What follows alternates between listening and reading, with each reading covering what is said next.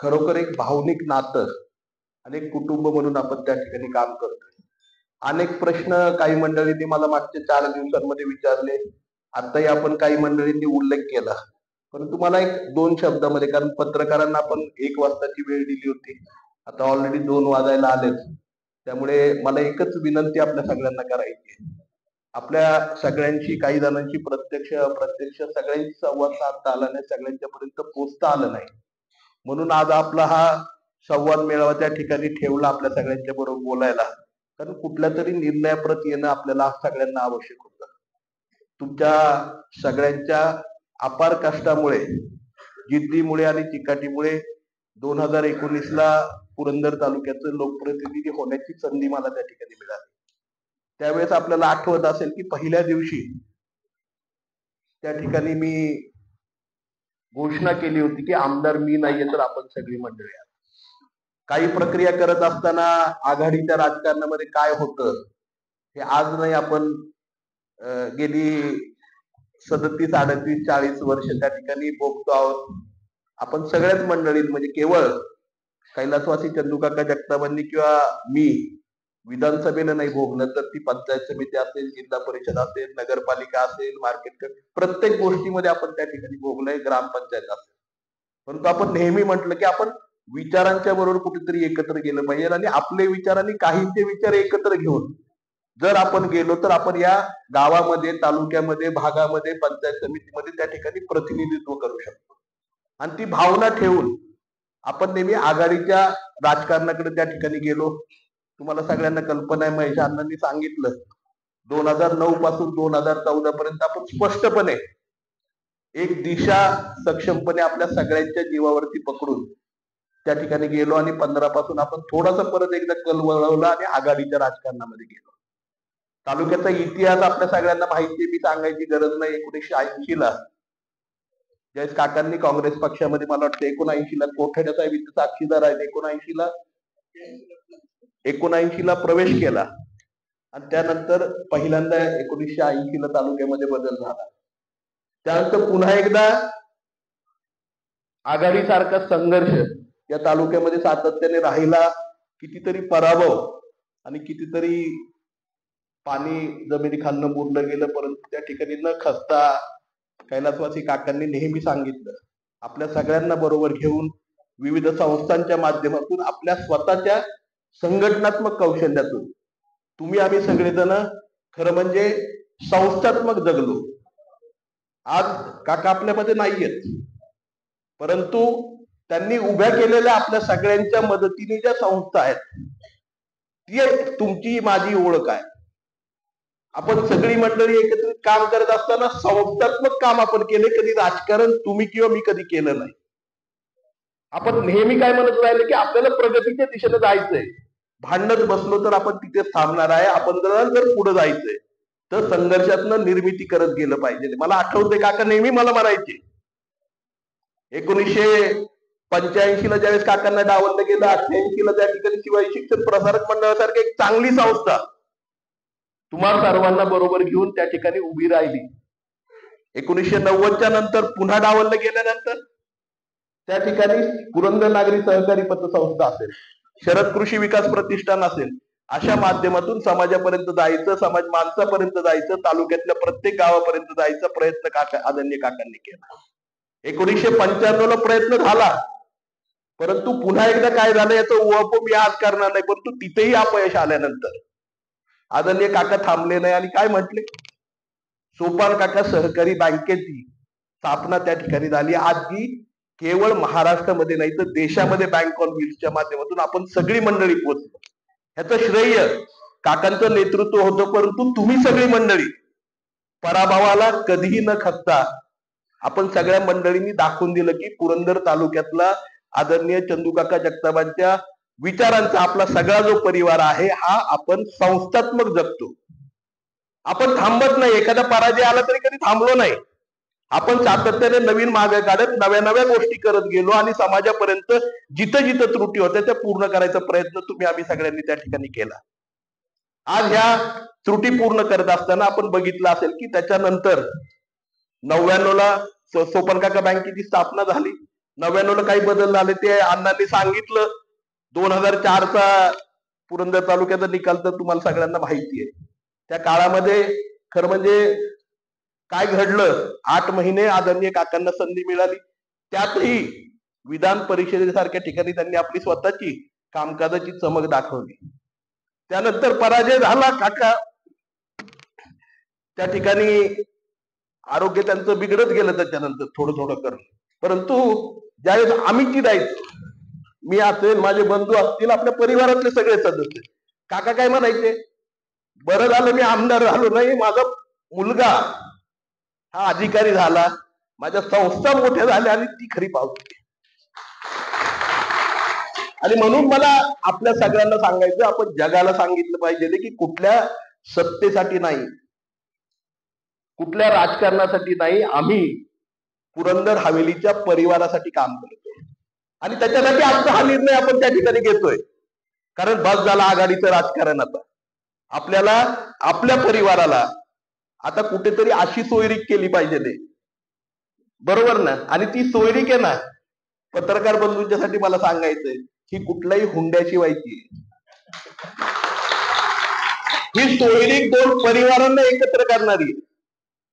त्यामुळे आपण अशा परिवारामध्ये चाललोय की ज्या परिवारामध्ये आपण अशा प्रकारे सामावून जाणार आहे की त्याच्यामध्ये तुमच्या आमच्यामध्ये अंतर राहणार नाही. आणि हा परिवार जो आपला मोठा होणार आहे ना, की इथून पुढच्या काळामध्ये कधीही माझी नाही, या मंचकावरती आणि इथं बसलेल्या पुरंदर तालुक्यातल्या आपल्या परिवारातील कुठल्याही सदस्याची पाठ मातीला लागणार नाही.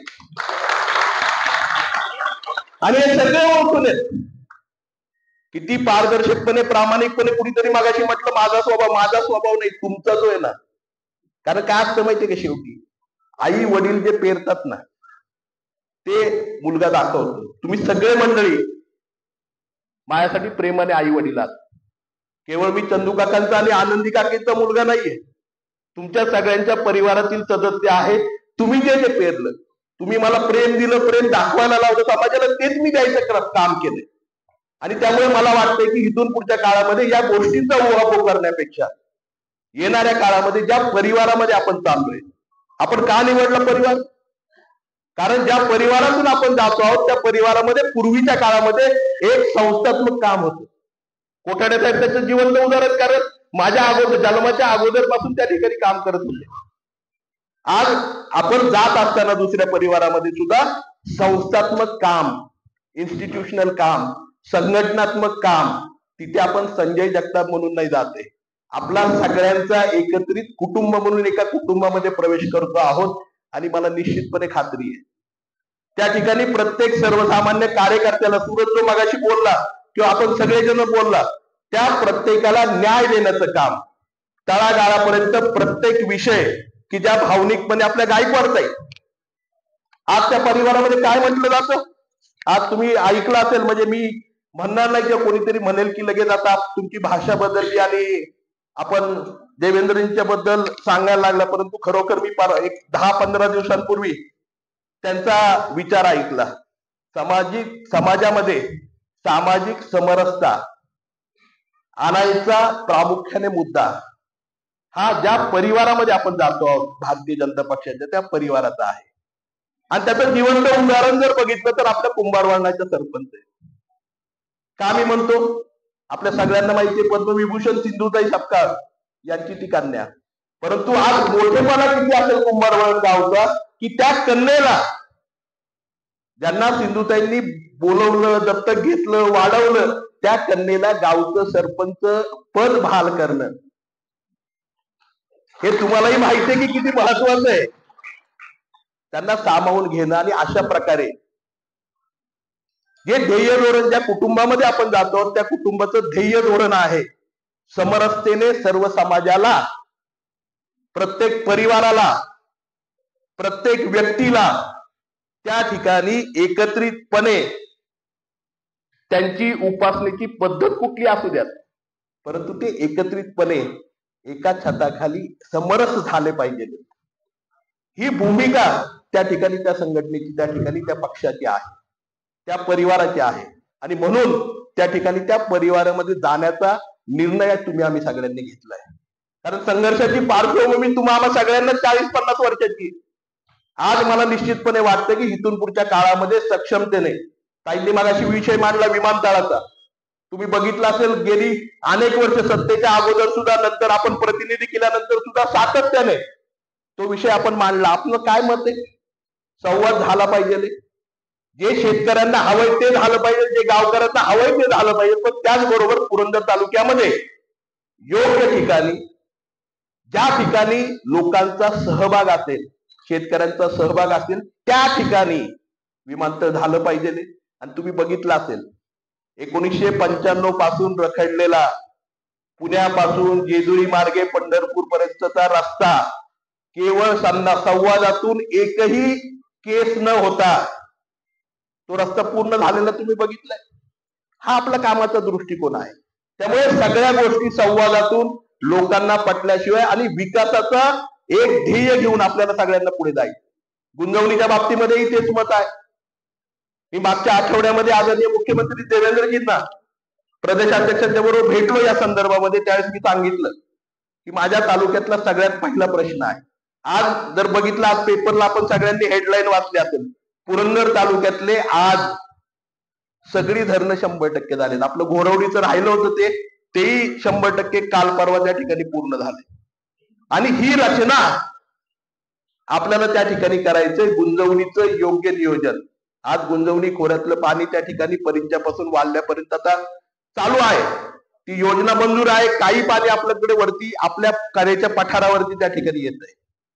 परंतु मी त्यांना एकच विनंती केली आहे, गुंजवणी आणि नीरा नदी ही कऱ्हेच्या पात्रामध्ये त्या ठिकाणी जसं ब्रह्मदेवाचं कमंडलू आहे, आपल्याला सगळ्यांना माहिती आहे करेचा उगम ब्रह्मदेवाच्या कमंडलू मधून झालेला आहे. त्या कमंडलू मध्ये त्या ठिकाणी नीरा आणि गुंजवणीचं पाणी टाकायचं काम ही एकमेव मागणी त्या ठिकाणी आपण केली. आणि मला खात्री आहे त्याच्यामुळे निश्चितपणे 100% आपल्याला कधी जे तुम्हाला अनुभवायला लागतंय पाण्याचं राजकारण, हे ह्या तालुक्यातलं बंद झालेलं तुम्हाला आम्हाला दिसेल. आणि केवळ तालुक्यात नाही, बारामतीतल्या त्या 16 दुष्काळी गावांमध्ये, इंदापूरच्या दुष्काळी गावांमध्ये, खरेच्या सगळ्या पट्ट्यामध्ये पूर्णपणे पाण्याची योजना जर ती झाली आणि नदी जोड प्रकल्पामध्ये, याच्याला कायदेशीर कुठली अडचण नाहीये. नदी जोड प्रकल्पामध्ये हे झालं तर निश्चितपणे आपल्याला त्याचा फायदा होणार आहे. आणि मला खात्री आहे ज्या परिवारामध्ये आपण जातोय ना, तिथे प्रत्येक विषय आपला उचलून धरला जाईल, प्रत्येक विषयाला त्या ठिकाणी मान्यता मिळेल आणि प्रत्येक विषयाबद्दल ते विमानतळापासून, गुंजवणीपासून, पानंद रस्त्यांच्या पासून आपल्या गावच्या विकासापर्यंत, आपल्या सीताफळ इस्टेट पर्यंत, आपल्याला त्या ठिकाणी आपल्या फळबागांच्या पर्यंत, आपल्या तालुक्यातल्या सर्वसामान्य माणसाच्या आणि शेतकऱ्याच्या भावना ह्या प्रत्येकापर्यंत आणि प्रत्येक विषयापर्यंत मुळाशी जाऊन त्याचा योग्य नियोजन करून त्या ठिकाणी योग्यपणे त्या सर्वसामान्य शेतकऱ्याच्या परिवारातील कुटुंबाला सक्षम करण्याचं काम जर खऱ्या अर्थाने कोण करू शकत असेल तर तो भारतीय जनता पक्षाचा परिवार करू शकतो. याची जाणीव मला वाटतं माझ्या सगळ्यात तरुण सहकार्यांना त्या ठिकाणी झाली. मला थोडस त्यांचं ऐकायला उशीर झाला. तुमच्या सगळ्यांच्याच भावना तुम्ही व्यक्त केल्या, तुमचं ऐकायला थोडासा उशीर झाला मला. परंतु असो, मला आज खरोखर खूप भावनिक झालोय. कारण काल दुपारी 2च्या नंतर आपण संवाद सभेच्या बाबतीमध्ये निर्णय घेतला आणि एवढ्या मोठ्या संख्येने आज त्या ठिकाणी पोहोचलात. अनेक मंडळींचे मला फोन आले की आम्हाला सर निरोप नाही मिळाला, मी गावाला आहे, कोणी बाहेर गेलेले, कोणी या ठिकाणी उपस्थित आहे, राहू शकलं नाही काही कारणांमुळे.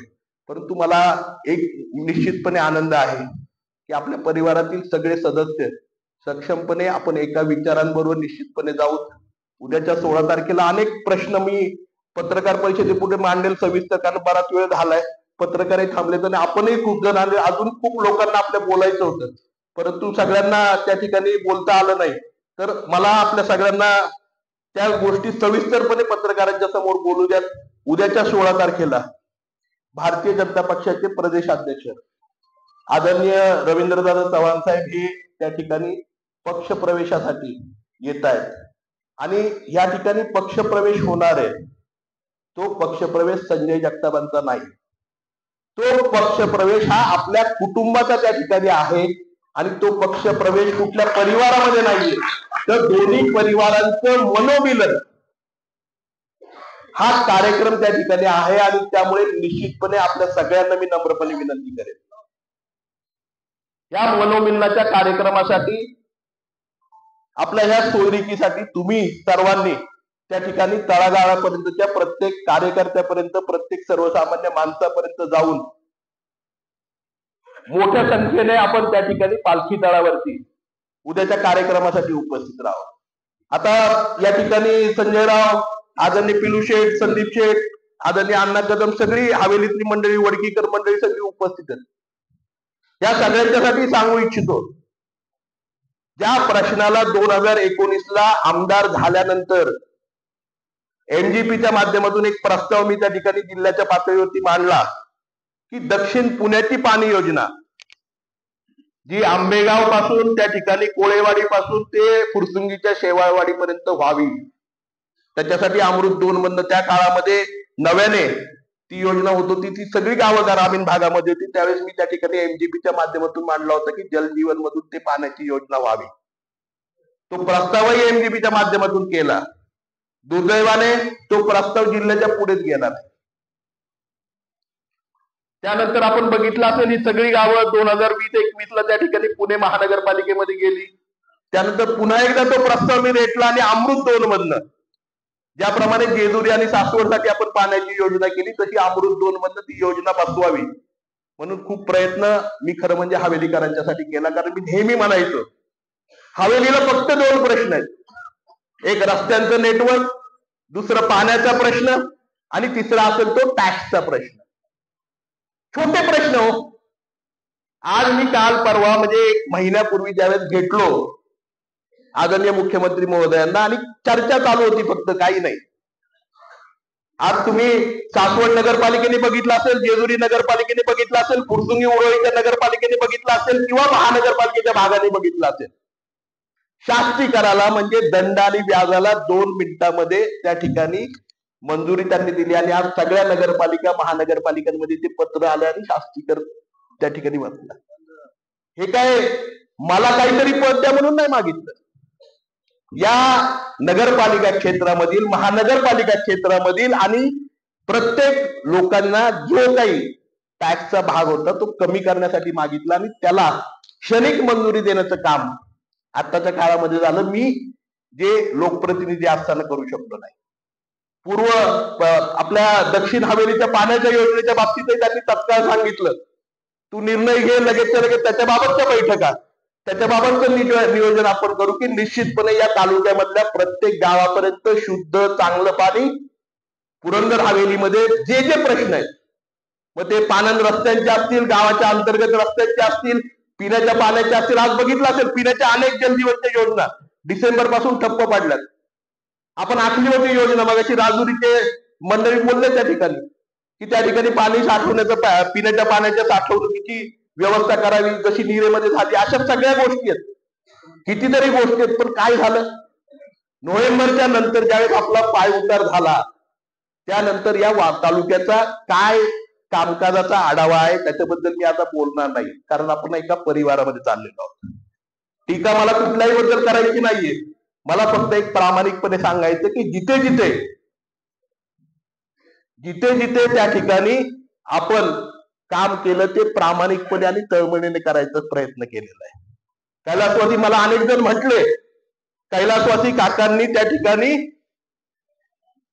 आपल्या आयुष्याच्या शेवटच्या दिवसापर्यंत त्या ठिकाणी पक्ष बदलला नाही. निश्चितपणे मी विचार नाही बदलले. मी अशा समविचारी पक्षामध्ये चाललोय की जिथे मूळचा सर्वसामान्य शेतकरी तरुण सक्षम झाला पाहिजे, सर्वसामान्य शेतकरी सक्षम झाला पाहिजे. तो शिक्षणाच्या माध्यमातून, उच्च शिक्षणाच्या माध्यमातून त्या ठिकाणी त्याचा मुलगा, त्याचा परिवार सक्षमतेने उभा राहायला पाहिजे. आणि अनेक ग्रामीण भागातील तरुण त्या ठिकाणी सक्षमतेने उभे राहिले पाहिजे. मला माहिती आहे सर्वसामान्य कुटुंबातून आदरणीय चंदू काकांच्या सारखा परिवार असेल, आदरणीय पतंगराव गलमांच्या सारखा परिवार असेल, विलासराव देशमुखांच्या सारखा परिवार असेल. सरपंचापासून कुठपर्यंतची झेप त्या काळामध्ये ज्या कुटुंबामध्ये आपण होतो त्यांनी घेतली. परंतु आज काय आहे, आज ही झेप मागची 11 वर्ष तुम्ही आम्ही सगळी मंडळी बघतोय. सर्वसामान्य कुटुंबातल्या व्यक्तींना या ज्या परिवारामध्ये आपण भारतीय जनता पक्षाच्या परिवारामध्ये जातो तिथे सर्वसामान्य कुटुंबातल्या व्यक्तींना, समाजातल्या माणसांना जे समाजासाठी काम करतायत, समाजामध्ये मिरवतायत ते नाही, जे समाजासाठी तळमळीने काम करतायत ना, या व्यक्तींचा बहुमान आणि त्यांच्या त्या ठिकाणी काम करण्याची पद्धती या पक्षामध्ये आहे. जे आपण राष्ट्रीय धोरण आदरणीय पंतप्रधान नरेंद्रजी मोदी साहेबांचं बघतोय, आपण बघितलंय, अनेक गोष्टी बघितल्यात, परंतु सगळ्यात मूळचा सर्वसामान्य शेतकऱ्याच्या खात्यापर्यंत येणारा पैसा बघितला असेल, तो खात्यापर्यंत येतो, त्याला कुठे मध्ये गळत लागत नाही.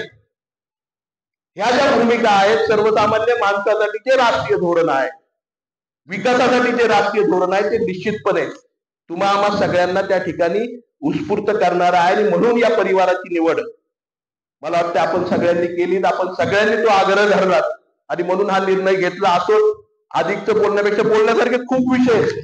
मी इथे विमानतळापासून, गुंजवणीपासून, रस्त्यांपासून, MIDCच्या विस्तारीकरणापासून, त्या ठिकाणी आपल्या या ठिकाणी आदरणीय महात्मा फुलेंच्या त्या ठिकाणी जो कॉरिडॉर आपल्याला करायचा आहे, किंवा आद्य क्रांतीवीर राजे उमाजी नाईकांचा जे आपल्याला सृष्टी त्या ठिकाणी करायची, छत्रपती शंभू महाराजांची सृष्टी त्या ठिकाणी करायची, अहिल्याबाई होळकर, पुण्यश्लोक अहिल्याबाई होळकरांचं जे स्मारक आपल्याला बांधायचंय, मल्हार मार्तंडाचा विकास तुम्ही बघितला असेल, पहिला टप्पा तर पूर्ण झाला, पण दुसऱ्या तिसऱ्या टप्प्याचा आता काही पत्ता अजून काही लागत नाही, हे जेजुरीकरांना नाही माहिती. पहिल्या टप्प्यातली कामही तुम्ही बघितली असतील, दीपमाळांपासून प्रत्येक गोष्टीला त्या ठिकाणी पुनर्वसन खात्याच्या माध्यमातून काम करण्याचा प्रयत्न आपण त्या ठिकाणी केला. कधी कुठल्याही कामाचं श्रेय घ्यायचा प्रयत्न मी केला नाही. मगाशी वहिनी म्हटल्या, त्याच्या भाषणामध्ये त्यांना रडू कोसळलं. काल मला देवाशेठचा फोन आला होता. मी त्यांना म्हटलं होतं तब्येत सांभाळा. मी काल बोललो त्यांना, मी म्हटलं तुम्ही तब्येत सांभाळा. मला आठवतंय त्याची भाषणं देवाशेठची तुम्ही सगळ्यांनी ऐकली. वहिनी मगाशी म्हटल्या, आज त्यांनी विकासाच्या बाबतीत सांगितलं. मला देवाशेठचा फोन आला, सर आपले उद्घाटन राहिले. उद्घाटनांच्या साठी तुम्ही बघितलं असेल कितीतरी कामं केली. आज काय दुर्दैव तुम्ही बघितलं, एसट्यांची मागणी 1 वर्षापूर्वी आपण केली, एसट्या आल्या तालुक्यात, पण त्याचं नियोजन पण केलं पाहिजे ना. मला रिसेपिसेवरनं फोन आला, राजुरीपर्यंत एसटी आहे सर, विनंती आपल्याला राजुरी पासून पुढे रिसेपिसेपर्यंत गेली पाहिजे. हीच भावना आहे ना आपली, आणि ह्या भावनेतलं काम करण्यासाठी आपल्याला संधी हवी. आपल्याला सत्तेतल्या पक्षाकडे, सत्तेतल्या कुटुंबाकडे आणि खऱ्या अर्थाने सर्वसामान्यांचं काम करणाऱ्या कुटुंबाकडे, भारतीय जनता पक्षाकडे का जायचंय? कारण तुम्हाला आम्हाला सगळ्यांना माहिती आहे, जे जे प्रश्न गावांचे, जे जे प्रश्न परिवारांचे, जे जे प्रश्न व्यक्तींचे, जे जे प्रश्न आपल्या प्रत्येकाच्या रोजच्या अडचणींचे निगडीत आहे, हे प्रश्न सोडवण्याची ताकद, दानत आणि खऱ्या अर्थाने पारदर्शकता जर कुणाच्या मध्ये असेल तर ती केवळ आणि केवळ आदरणीय देवेंद्रजी फडणवीस आणि भारतीय जनता पक्षामध्ये त्या ठिकाणी आहे. आणि म्हणून आपल्या सगळ्यांना मला या ठिकाणी नम्रपणे पुन्हा एकदा विनंती करायची, आपल्या सगळ्यांचा आग्रह, आपल्या सगळ्यांनी सांगितलेलं मार्गदर्शन, आणि खरं म्हणजे गेली 14-15 वर्ष सातत्याने आपला सगळ्यांचा पाठपुरावा, ह्याचं खरं म्हणजे हे श्रेय आहे की आपण एका कुटुंबातून आज दुसऱ्या परिवारामध्ये जातोय. त्यामुळे आपल्या सगळ्यांनाच मला नम्रपणे विनंती करायची, उद्याच्या 16 तारखेला ज्यावेळेस प्रदेशाध्यक्ष आदरणीय रवींद्रदादा चव्हाण साहेब या ठिकाणी येणार, आज मला मुद्दामून सांगायचंय आपल्या सगळ्यांना की आपण बघितलं असेल, भारतीय जनता पक्षामध्ये त्या ठिकाणी प्रवेश होत असताना सगळे प्रवेश हे त्या ठिकाणी मुंबईला होते. मला मनापासून त्यांचे आभार मानायचे की ते प्रदेशाध्यक्ष झाल्यानंतर पहिल्यांदाच आणि मुंबईच्या बाहेर, प्रदेश कार्यालयाच्या बाहेर पहिल्यांदा आज आपल्या परिवारामध्ये ते येत आहेत. म्हणजे मगाशी मी सांगितल्याप्रमाणे आज एका परिवाराचा दुसऱ्या परिवाराबद्दल त्या ठिकाणी साटलोट होतंय. आपल्या दोन्ही परिवारांच्या मध्ये ते सोयरीक झालेली आहे, सोयरीक. आणि त्यामुळे आज आपल्याकडे सोयरिकीच्या नात्याने उद्याच्या 16 तारखेला ही सगळी मंडळी आपल्या बरोबर एकत्रित येणार आहे. आणि मला निश्चितपणे सांगायचे की उद्याच्या काळामध्ये एकत्रितपणे घट्ट एकत्र कुटुंब म्हणून उद्याच्या काळामध्ये आपण सगळेजण एकत्रितपणे जाऊ आणि मला आपल्या सगळ्यांना खात्री द्यायची जे जे प्रश्न मी सांगितले आणि सर्व समाजांना घेऊन असं नाही की कुठल्या समाजाला आपण त्या ठिकाणी बाजूला ठेवतोय किंवा कुठल्या समाजाला त्या ठिकाणी दडपण हे आणायचा प्रयत्न करतोय. आज सगळ्या समाजांना बरोबर घेऊन आणि द्याय ठेवू. कारण आपण बघितलंय कैलासवासी काकांचं स्वप्न होतं की सगळ्यांना बरोबर घ्यायचं, विकास गावाचा झाला पाहिजे, चंदू काका जगतापांचा नाही झाला पाहिजे, ही भावना नेहमी काकांची होती आणि तीच घेऊन आपला परिवार त्या ठिकाणी उद्याच्या 16 तारखेला भारतीय जनता पक्षाच्या परिवाराबरोबर त्या ठिकाणी एकत्रितपणे सोडतीसाठी आपण चाललेलो आहोत. मला खात्री आहे आपण सगळेजण मोठ्या संख्येने त्या ठिकाणी प्रत्येक विचार प्रत्येक व्यक्तीला आणि आपल्या सगळ्यांना एकत्रितपणे त्या ठिकाणी जमायचंय. ही सोयरीक ही मुहूर्तमेढ आणि त्या परिवारातली आपली सगळ्यांची त्या ठिकाणी माझ्या बरोबर आपल्या सगळ्यांचा प्रवेश हा एकत्रितपणे एवढा भव्य दिव्य असला पाहिजे की खऱ्या अर्थाने आज माऊलींच्या त्या पालखी तळावरती सुद्धा 16 तारखेला पंढरीच्या दर्शन घेऊन संत सोपान काकांची पालखी आणि माऊलींची पालखी सुद्धा या सोपान नगरमध्ये सोपान काकांच्या नगरीमध्ये त्या ठिकाणी येणार आहे आणि तो भव्य दिव्य सोहळा हा खऱ्या अर्थाने संप्रदायाचा पाया ज्यांनी या संपूर्ण महाराष्ट्रामध्ये रचला त्या माऊलींच्या दर्शनाने त्या ठिकाणी निश्चितपणे होईल. अशा प्रकारचा भव्य दिव्य कार्यक्रम त्या ठिकाणी व्हावा हीच अपेक्षा मी त्या ठिकाणी करतो आणि निश्चितपणे इथून पुढच्या काळामध्ये सुद्धा सक्षमपणे प्रत्येक व्यक्ती प्रत्येक समाज प्रत्येक माणसापर्यंत तळागाळापर्यंत कामाच्या माध्यमातून आपण जाऊ एवढीच विनंती करतो आणि आपल्या सगळ्यांची या ठिकाणी रजा घेतो.